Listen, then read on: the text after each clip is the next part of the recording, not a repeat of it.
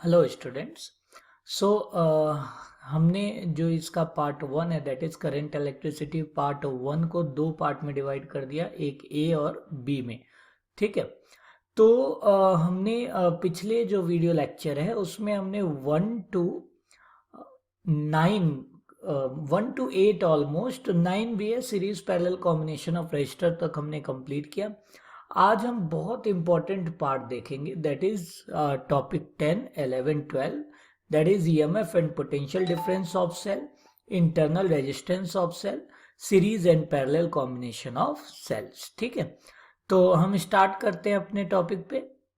तो यहाँ पर हमारे पास टॉपिक है सोर्सेज ऑफ ईएमएफ। ठीक है, सबसे पहले तो ईएमएफ का बच्चों फुल फॉर्म आपको जानना होगा। ईएमएफ का मतलब इलेक्ट्रोमोटिव फोर्स। तो मैं इसे थोड़ा सा इजी वे में डिस्कस करते हैं, फिर हम अपने टॉपिक में आ जाते हैं। देखो, याद है मैंने इससे पहले वाले लेक्चर में भी आपको बार बार बताया कि कैसे हमने एक पेन को मूव कर दिया। ठीक, एक कॉपी को लिया और जब हम उस कॉपी को एक जगह ही एक ही उस पर रखे थे, यानी बिना किसी स्लाइड के हमने जब उसको रखा था तो पेन मूव नहीं किया था। लेकिन जैसे ही हमने कॉपी को हल्का सा ऊपर नीचे किया, एक साइड का हिस्सा ऊपर किया एक साइड का नीचे, तो हमारा जो पेन है वो मूव कर गया। सेम यहाँ पर है। इस बार हम बात करने जा रहे हैं स्पेसिफिकली बैटरी का। मान लीजिए हमारे पास एक रेजिस्टेंस है। याद रखना, रेजिस्टेंस का काम क्या था? To oppose the flow of charges. तो हमारे पास एक रेजिस्टेंस है और उसे हमने बैटरी से कनेक्ट कर दिया। अब देखो, बैटरी से अंदर तो जा नहीं सकता क्योंकि बैटरी के अंदर भी एक रेजिस्टेंस होता है जिसके बारे में हम आगे बात करेंगे। लेकिन एक क्लोज्ड पाथ अगर हम बात करें, ठीक है, मान लीजिए ये आपको ये बॉक्स दिख रहा है आपको ना।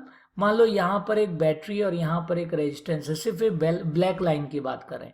अब हमारा चार्ज यहाँ से जाएगा फ्लो करके, यहाँ आएगा, दोबारा रेजिस्टेंस के अक्रॉस मूव करेगा और फिर यहाँ पर आएगा।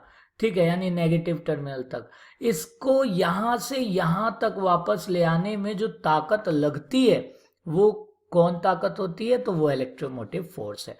तो आई होप आपको ये क्लियर हो गया होगा। ठीक है, अब हम अपने पार्ट पे आ जाते हैं। तो यहां पर भी देखिए डेफिनेशन में वही बात लिखी है कि इलेक्ट्रोमोटिव फोर्स जो मैक्सिमम पोटेंशियल डिफरेंस आपको दो इलेक्ट्रोड ऑफ सेल के बीच में चाहिए। देखो, ये तो कंडीशन हो गया, जो डेफिनेशन है इसे हम कहते हैं मैक्सिमम ईएमएफ का कंडीशन। बहुत ज्यादा न्यूमेरिकल आता है। ठीक है, तो डेफिनेशन भी मैक्सिमम ईएमएफ के बेस्ड है, लेकिन जो मैंने अभी आपको समझाया कि कितना हमें फोर्स लगाना पड़ता है एक पोजीशन से, मतलब एक पॉजिटिव टर्मिनल ऑफ बैटरी से दोबारा negative terminal of battery via resistance के, वही हमें इलेक्ट्रोमोटिव फोर्स बोला जाता है। ठीक है, अगर मान लो कोई रेजिस्टेंस नहीं है, ओपन है, तो जितना मैक्सिमम पोटेंशियल डिफरेंस बनता है वही आपका ईएमएफ हो जाएगा। ठीक है, अब हम कंपैरिजन करते हैं ईएमएफ को पोटेंशियल डिफरेंस के साथ। ठीक है, अब देखो, पोटेंशियल डिफरेंस, जैसे ही पोटेंशियल डिफरेंस की बात आती है इसका मतलब क्लोज सर्किट की बात है और रेजिस्टेंस की बात है। वेयर एज ईएमएफ की अभी हम बताए मैक्सिमम की बात होती है। तो मैक्सिमम, सबसे ज्यादा मैक्सिमम ईएमएफ कब होगा? ऑब्वियस सी बात है जब कोई रेजिस्टेंस एक्सटर्नल ना जोड़ा जाए। ठीक है, तो यहीं से डिफरेंस हो गया ना ईएमएफ और पोटेंशियल डिफरेंस। वहां क्लोज्ड का मतलब रेजिस्टेंस आए, क्योंकि वायर भी लगाओगे क्लोज करने के लिए, रेजिस्टेंस आ गया। यहां पर ओपन सर्किट में हम डिफाइन करते हैं इसको। नेक्स्ट चीज है, ये रेजिस्टेंस पे डिपेंड ही नहीं करता। ओपन सर्किट में जो आप रेजिस्टेंस लगा ही नहीं सकते हो, और ये रेजिस्टेंस पर डिपेंड करता है V=IR वाले फॉर्मूला से। तीसरी चीज, ईएमएफ सोर्स के लिए बोला जाता है, और ये किसी भी पॉइंट का, आप देखो किसी भी रेजिस्टेंस के अक्रॉस भी पोटेंशियल डिफरेंस हो जाता है, ड्रॉप भी हो जाते हैं। ठीक है, तो ये दो पॉइंट के, कोई भी सर्किट के कोई भी पॉइंट, यानी यहाँ से यहाँ, यहाँ से यहाँ, जहाँ भी रेजिस्टेंस लग रहा है नहीं भी लग रहा है, उसके पोटेंशियल डिफरेंस को हम बात करते हैं। यहाँ पर ये सोर्स की बात होती है, यानी आपने जितने ईएमएफ का, मान लीजिए 6 वोल्ट का आपने बैटरी लगाया तो उसका मैक्सिमम ईएमएफ 6 वोल्ट हो जाएगा। फोर्थ पॉइंट है, ये पोटेंशियल डिफरेंस से बड़ा होगा। यहाँ पर थोड़ा सा मैं पॉज करूंगा, क्यों ग्रेटर? देखो, बैटरी के दो तरीके हैं, जैसे आपके मोबाइल में भी बैटरी लगता है, पता होगा। एक बार याद है, एक बार आप बैटरी को चार्ज करते हो, यानी मोबाइल डिस्चार्ज हो जाता है तो आप चार्ज करते हो, और एक बार आप बैटरी को डिस्चार्ज करते हो। ठीक, तो पहला, अब इसमें दो प्रोसेस आप देखो, दो प्रोसेस मैंने नाम लिए, एक चार्जिंग और एक डिस्चार्जिंग। चार्जिंग कब होगा, दिमाग लगाओ, चार्जिंग तभी तो होगा जब आपके बैटरी का पोटेंशियल लो है और आपका जो स्विच का कनेक्शन है उसमें जो पोटेंशियल है वो हाई है। जैसे जैसे चार्ज एक्यूमुलेट करेगा बैटरी का पोटेंशियल भी बढ़ता चला जाएगा, इंक्रीज होगा, और बैटरी का पोजीशन, जब बैटरी फुल्ली चार्ज हो जाएगा तो आप देखो आपके मोबाइल में लिख देता है फुल चार्ज, उसके बाद आप बेसिक स्विच ऑन रखो, कोई चार्ज एक्यूमुलेशन नहीं होगा। तो ये वही बात कह रहा है, ये जो फोर्थ पॉइंट है ये बात हो रहा है डिस्चार्जिंग का। यहां पर क्या है, ईएमएफ से, अगर आप सोचो ना, अगर आपको एक घड़ी चलानी है, ठीक, एक घड़ी का सेल है, अब उसमें आप पतला वाला सेल डाल दिए तो घड़ी नहीं चलेगा, ठीक है। जब पतला वाला बोले तो जो वॉच का बैटरी होता है, बहुत पतले वाले जो बैटरी होते हैं। लेकिन अब मान लो एक बैटरी है, एक आपने सेल ले लिया, ठीक है, उससे घड़ी चल गई, लेकिन उससे टीवी तो नहीं चल सकते, उससे बड़े आइटम नहीं चल सकते। तो वही बात कह रहा है, हमेशा जो ईएमएफ होगा वो ग्रेटर होगा पोटेंशियल डिफरेंस के। अगर ग्रेटर नहीं हुआ, इक्वल हो गया, तो फ्लो नहीं करेगा कोई करंट, और अगर लो हो गया तो कोई बात ही, फिर तो अलग ही मैटर हो गया वहां पर। तो ये सारे केस जो हमने फोर्थ में डिस्कस किए डिस्चार्जिंग के लिए। और यहाँ पर देखो हमारे पास चार्जिंग डिस्चार्जिंग दोनों का ही है। पोटेंशियल डिफरेंस बड़ा होता है ईएमएफ के जब हमारा सेल को चार्ज किया जाता है, और यहाँ पर क्या है, डिस्चार्ज की बात है। आई होप क्लियर हो गया होगा। कोई भी डाउट हो आप नीचे कमेंट सेक्शन कर सकते हो, या वेबसाइट पे जा सकते हो, ऐप भी डाउनलोड करो, मेल भी मुझसे करो। अच्छा, कुछ बच्चों ने कहा है कि थोड़ा कहीं स्लो है, तो कोई दिक्कत नहीं है। वीडियो में एक ऑप्शन होता है आपके पास फास्ट का, तो आप फास्ट करके भी वीडियो को वॉच कर सकते हो। स्लो इसीलिए थोड़ा सा क्योंकि हम यहाँ पे एक्सप्लेन कर रहे हैं, ना कि एक्सपर्ट एडवाइस दे रहे हैं टॉपिक पे, एक्सप्लेन कर रहे हैं टॉपिक को, तो हल्का सा हमें टाइम लेना पड़ेगा, ठीक है। आगे देखते हैं इंटरनल रेजिस्टेंस। अभी आपसे एक बात बोला कि एक तो होता है बाहर का रेजिस्टेंस जो फ्लो ऑफ चार्ज को रोकता है। अब आप एक बात सोचो, आपके पास एक बैटरी है, मान लीजिए बैटरी के अंदर ही अंदर चार्ज फ्लो कर गया तो आप उसे यूज ही नहीं कर पाओगे। अब अंदर चार्ज फ्लो ना करे, इसके लिए क्या चाहिए हमें, इसके लिए कोई ऐसा सेटअप चाहिए जो क्या करे, रेजिस्ट करे फ्लो को। तो किसी भी बैटरी के अंदर, ठीक है, डायरेक्ट करंट फ्लो ना करे, उसकी वजह से एक रेजिस्टेंस होता है जो वो करंट को रोकता है, और उसी को हम इंटरनल रेजिस्टेंस बोलते हैं, रिमेंबर इट। और इसका जो सिंबल हम देते हैं वो देते हैं स्मॉल आर, ठीक है। अब इसमें देखो, अब बैटरी के अंदर क्या होता है, पॉजिटिव प्लेट नेगेटिव प्लेट जिसे हम इलेक्ट्रोलाइट कहते हैं। तो जो अपोजिशन या resistance offer by electrolyte on this cell to the flow of electric charge through it का मतलब अंदर ही अंदर, शॉर्ट सर्किट मतलब अंदर ही अंदर डिस्चार्ज हो जाना, उसको रोकता है जो रेजिस्टेंस, उसी को हम क्या कहते हैं, इंटरनल रेजिस्टेंस, ठीक है। और इसे स्मॉल आर से हम डिफाइन करते हैं। क्या क्या फैक्टर है जो इंटरनल रेजिस्टेंस को हमारा अफेक्ट करता, बहुत इंपॉर्टेंट है ये। मैच द कॉलम्स में और रीजनिंग असर्शन में भी बहुत पूछा जाता है नीट के अंदर, और आईआईटी में एमसीक्यूज में मेंस का बेसिक क्वेश्चन होता है। तो इसमें जितना ज्यादा आपका इलेक्ट्रोड का सेपरेशन होगा, ठीक है, उतना ज्यादा, जितना ज्यादा लेंथ का मतलब जितना ज्यादा इलेक्ट्रोलाइट का लेंथ होगा उतना ज्यादा करंट को फ्लो करना पड़ेगा, और जितना ज्यादा करंट को फ्लो करना पड़ता उतना ज्यादा उसे रेजिस्टेंस मिलेगा फ्लो करने के लिए। सेम कॉन्सेप्ट है, याद होगा रोड वाला जो मैंने कहानी बताया था इससे पहले, कि आप रोड पे भाग रहे हो, जितने लंबा रोड पे आप भागोगे उतना ज्यादा आपको फ्रिक्शन महसूस होगा, वही यहाँ बात है। सेकेंड, यानी हमें अगर इंटरनल रेजिस्टेंस बढ़ाना है तो इलेक्ट्रोड का जो सेपरेशन है वो बढ़ा दो।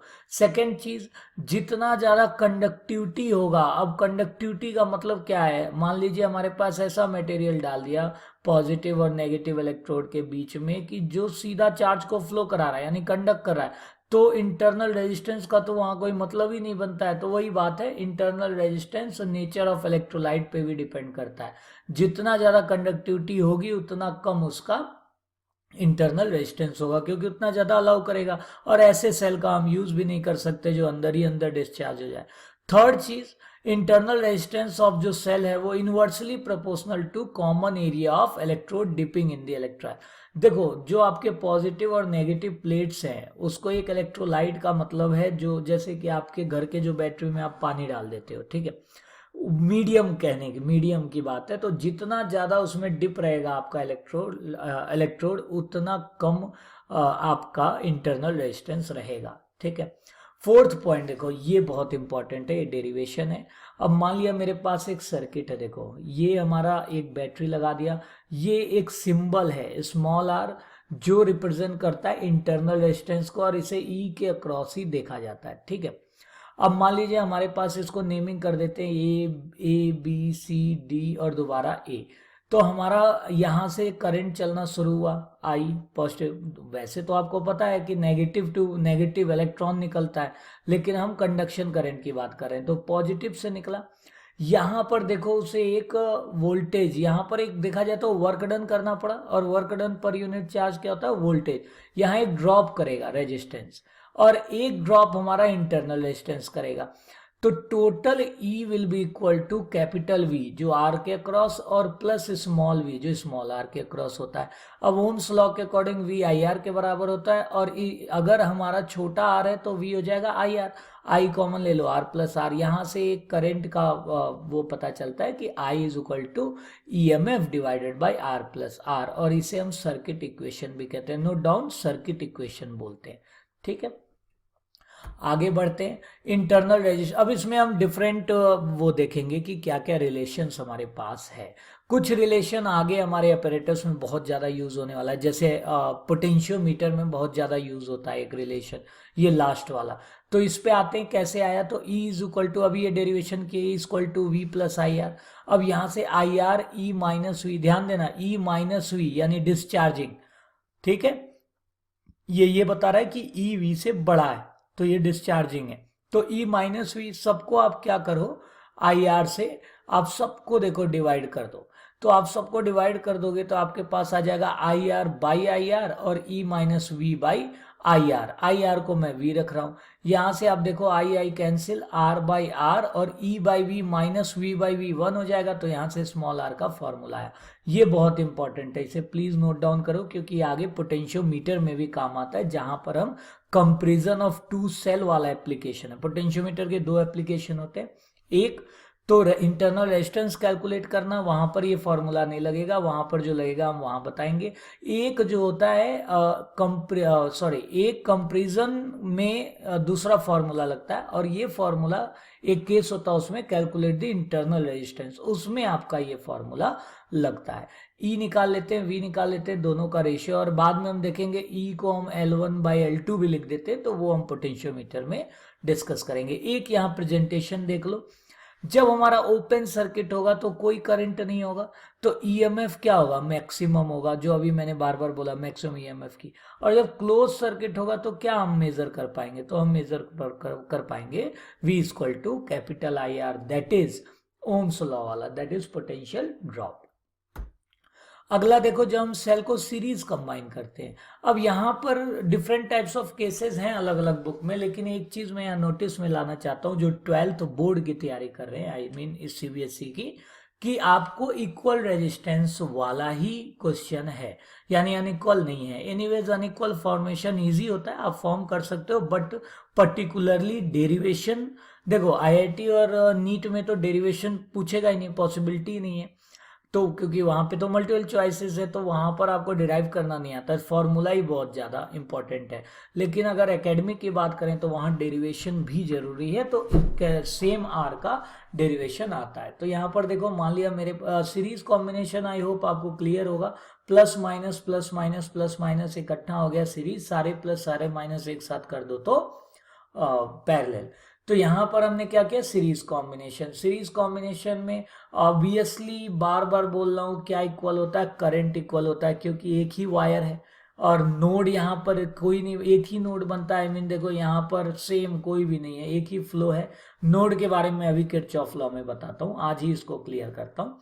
अब यहाँ पर आप देखो, टोटल ईएमएफ क्या हो जाएगा, एन, ये प्लस है, that will be equal to N. और टोटल इंटरनल रेजिस्टेंस, सीरीज में रेजिस्टेंस क्या होता है, जुड़ जाता है, तो R plus R plus R. तो टोटल रेजिस्टेंस कैपिटल आर, ये भी सीरीज में, ये सारे सीरीज में, तो capital R plus N R. इस तरीके से आप यहाँ पर देखो, आई का फॉर्मूला में वी को आप एन लिख दो, और आर जो था उसको आप लिख दो NR प्लस R, तो ये फॉर्मूला हमारा बन जाता है। और अगर R बहुत बड़ा है, यानी इंटरनल रेजिस्टेंस कई बार बहुत छोटे होते हैं, नेग्लिजिबल होते हैं, तो आप इसमें जो वैल्यू रखोगे तो I equal to N times of E by R के इक्वल होता है। ठीक है, तो अब क्वेश्चन मार्क अराइजेस, जैसे मल्टीपल चॉइस में पूछ लेता है कि यहाँ पर सीबीएसई में न्यूमेरिकल भी है, एनसीईआरटी जो हम डिस्कस करेंगे, आप देखो 6 क्वेश्चंस लगातार इसी पर है, तो बहुत इंपॉर्टेंट है ये। और एक बार हम मल्टीपल चॉइस की बात कर लें, कई बार पूछ लेता है कि इंटरनल ये हम सीरीज कॉम्बिनेशन कब करते हैं सेल्स के, तो देखो जो आपको मैक्सिमम करंट चाहिए होता है तो आप सीरीज कॉम्बिनेशन करते हो। Is it clear?